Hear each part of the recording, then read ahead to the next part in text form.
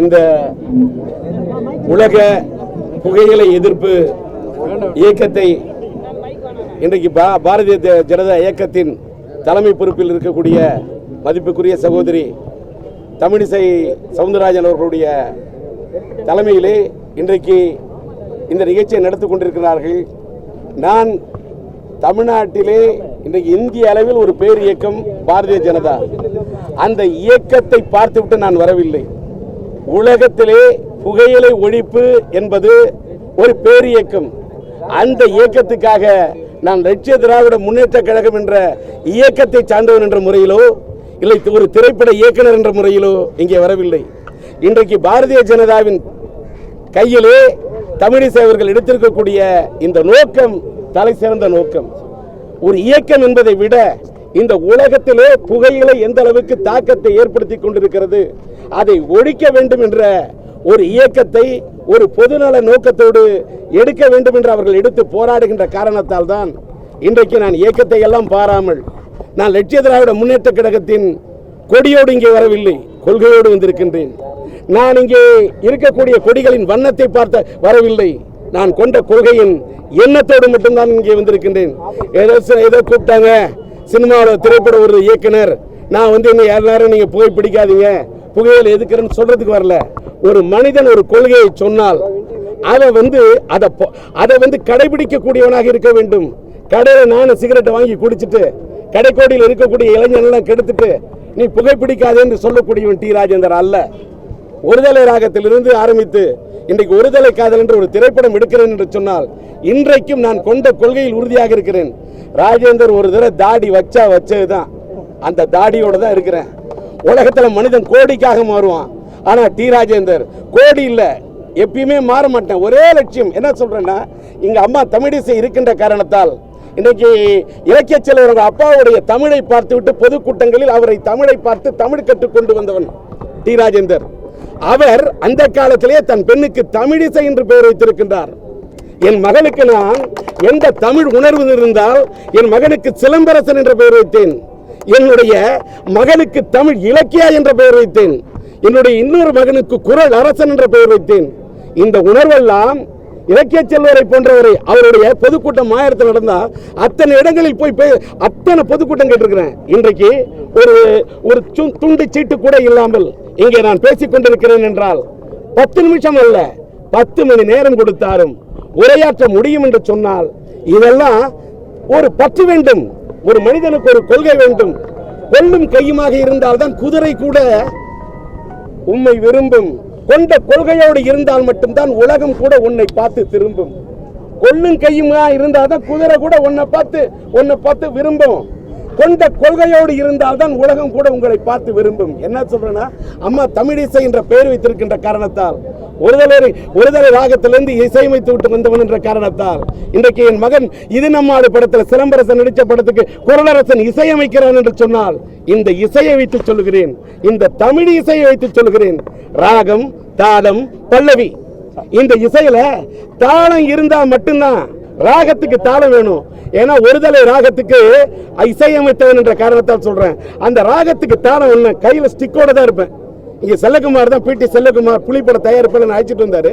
அவரோட விருப்பத்துக்கு என்னை அம்மையார் அழைத்தார் என்று சொன்னவுடன் இங்கே என்ன வந்தேன்னா அவர் வரப்பு கூட கையில ஸ்டிக்கோட தான் பிளே பண்றேன். ட்ரம்மோட டி ராஜேந்தர் ட்ரம் அடிப்பேன், ஆனா தம் அடிக்க மாட்டேன்.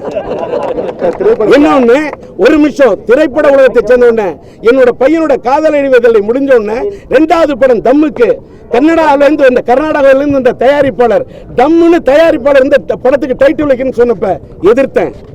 ஏன் தம்முன்னு வைக்கிறேன்? இது அந்த தம்மு இல்ல, இது வேற தம்மு. மனுஷன் இப்ப கூட மூச்சு பிடிச்சி பேசுறேன்னா மைக் இல்ல, ஒளிபெருக்கி இல்ல, தம்மோட பேசுறேன். இந்த தம் எங்க இருந்து வந்தது? அந்த தம்முன்னு சொன்னாரு. இன்னைக்கு டி ராஜேந்திரன் இந்த தம் இருக்கிறது என்று சொன்னால் நான் தம் அடிச்சதே இல்லை, அடிக்க மாட்டேன்.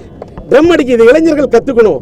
இளைஞர்கள் உடனே சொன்னோன்னு இவர் என்னையா பழுத்த பழம் மாதிரி சொல்றாரு நினைச்சிடாத. உன்னோட பாணியிலே சொல்றேன், காதலிக்கு முத்தம் கொடுத்தால் கூட உன் வாய் நாரும், அவள் முகம் மாறும்.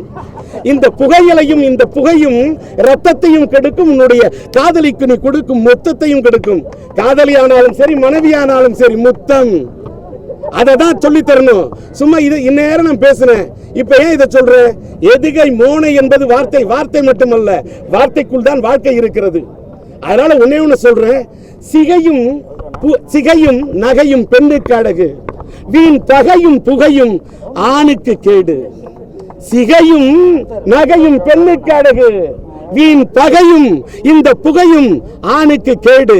அதனால நகைத்தால் ஆனந்தம் வரும், புகைத்தால் ஆரோக்கியம் கெடும். அதனால இளைஞர்களே ஒண்ணு சொல்ற, அம்மா சொன்னாங்க பாக்கெட்ல போடணும், புகைத்தால் புகைப்பிடிப்பது உடலுக்கு கேடு விளைக்கும். பாக்கெட்ல இருந்தாலும் இளைஞன் பாக்கெட்ல தான் வச்சுக்கிட்டு இருக்கான், என்ன செய்யணும்ன்றீங்க? இன்னொன்னு பலகை என்று சொல்கிறார்கள், புகைப்பிடித்தல் உடலுக்கு கேடு என்று சொல்லி பலகை வைக்கின்றதா? அங்கே வைக்கப்பட்டிருக்கலாம் பலகை, அதையும் மீறி புகைப்பிடிக்கிறது பலகை. எப்படி போய் தடுக்க முடியும்? எழுதி வச்சுட்டு வரல இங்க பேசுத. ஆனால் முதல் படத்திலிருந்து இன்னைக்கு வரைக்கும் ஒரு உறவி காத்த கிளின்ற படத்துல ஒரு குடிகார வேஷத்துல பச்சை தண்ணியை வச்சுக்கிட்டு நடிச்சா கூட கையில புகைப்பிடிக்கிற மாதிரி டிஆர் நடிக்கல. இதுல இருந்து ஒன்னே மட்டும் தெரிஞ்சுக்கங்க, எவ்வளவுலாம் வேணாம். இளைஞர்களுக்கு ஒன்னே சொல்றேன், என்னோட ஒருதலை ராகத்திலே அறிமுகமானவர்கள் எல்லாம் இன்றைக்கு எங்கே இருக்கிறார்கள் என்று தெரியவில்லை. ஆனால் நான் நின்று கொண்டிருக்கின்றேன். தேர்தல் களத்துக்கு சென்று வாக்கு கேட்க செல்லவில்லை, ஆனால் ஒரு நல்ல கருத்தை இங்கே பதிக்க வந்திருக்கின்றேன். பொதுநல கருத்தோடு என்று அம்மையார் சொன்னாரே, டி ராஜேந்திரனிடம் ஒரு லட்சியம் இருக்கிறது. லட்சிய திராவிட முன்னேற்ற கழகம் என்ற கட்சியின் பெயர் மட்டும் இல்லை, எங்களிடம் இருப்பது லட்சியம். நாங்கள் வெற்றி பெறுவது நிச்சயம் என்று சொன்னால் ஒரு விதை போட்டால் தான் இன்றைக்கு விதையாய் இருப்போம், எதிர்காலத்தில் மரமாய் வளர்வோம் என்று ஒரு கொள்கையை சொல்ல வேண்டும் என்றால் கொள்கை இருந்தால் மட்டும்தான் அதை உரைக்க சொல்ல முடியும். கொள்கை இல்லாவிட்டால் எதையும் உரைக்க சொல்ல முடியாது. ஆக பொதுநல கருத்தோடு இங்கே காலையிலே கதிரவன் குதித்தால் தாமரை மலரும் என்பதை போல தாமரையை கையிலே தாங்கி இந்த கதிரவன் சுட்டரித்தாலும் பரவாயில்லை, இந்த தமிழ்நாட்டிலே ஒரு நல்ல கருத்தை இந்திய பிரதமராக இருக்கக்கூடிய மோடி ஐயா அவர்களுடைய தலைமையிலே இருக்கக்கூடிய இவர்கள் நல்ல கருத்தை சொல்லுகிறார்கள், நல்ல கொள்கையை சொல்லுகிறார்கள். அதற்காகத்தான் வந்தேன்.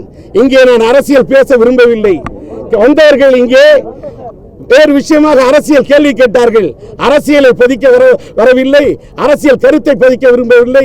இங்கே இந்த பொதுநல கருத்தை நான் வலியுறுத்த மட்டும்தான் வந்தேன் என்று சொல்லி வாய்ப்பளித்த பாரதிய ஜனதா இயக்கத்துக்கும் தமிழிசை அவர்களுக்கும் மற்றும் அனைவருக்கும் நன்றி தெரிவித்துக் கொள்கிறேன். ஜனநாயகத்தின் தீர்ப்பல்ல, பணநாயகத்தின் முடிவு என்பதை கடைசி கட்டத்தில் எதிர்பார்த்து ஏற்றுக்கொண்டு நாங்கள் தொடர்ந்து இயங்கிக் கொண்டிருக்கிறோம்.